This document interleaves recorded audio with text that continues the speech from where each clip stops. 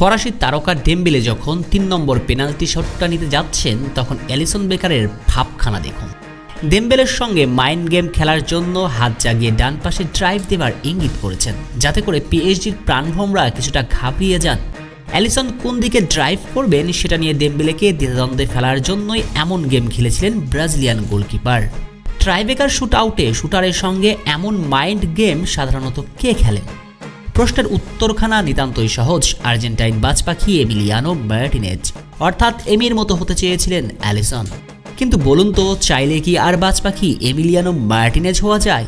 প্রশ্নের উত্তরটা কি দিবেন সেটা আপনার ব্যাপার। তবে অ্যালিসন বেকার বাজপাখি এমির মতো হতে গিয়ে কিভাবে টিপ পাখি বনে গেলেন সেই গল্পটাই আপনাকে বলছি, আপনি শুনতে থাকুন।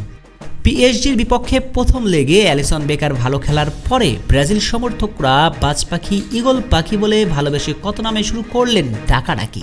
কিন্তু কাজের কাজ করার সময় অ্যালিসন বেকার গোলবারে হয়ে যান সত্যিকার অর্থেই বেকার। কাতার বিশ্বকাপে পেনাল্টি শুট আউটে এমি যখন একের পর এক বাঁচিয়ে নিচ্ছিলেন আর্জেন্টাইনদের স্বপ্নকে, তখন অ্যালিসন ছিলেন নিজের ছায়া হয়ে।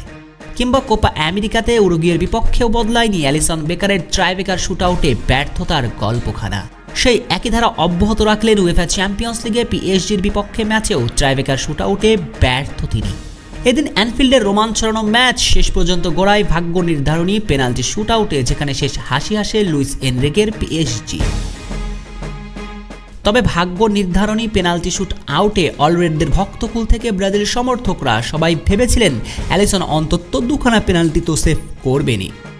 আর্জেন্টাইন গোলকিপার এমি যেভাবে পেনাল্টিতে প্রথম দুইটা সেভ করে প্রতিপক্ষকে ব্যাকফুটে ঠেলে দেন, তেমনই কাজ করবেন অ্যালিসন, হয়ে যাবেন এমিলিয়ানো।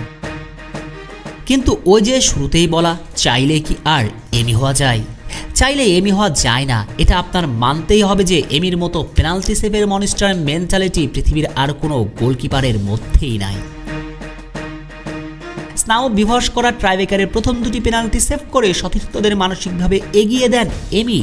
কিন্তু অ্যানফিল্ডের নিজ সমর্থকদের সামনে এদিন ব্রাজিলিয়ান গোলকিপার ছিলেন উল্টো, একের পর এক গোল হজম করে সতীর্থদের চাপে ফেলিয়েছেন।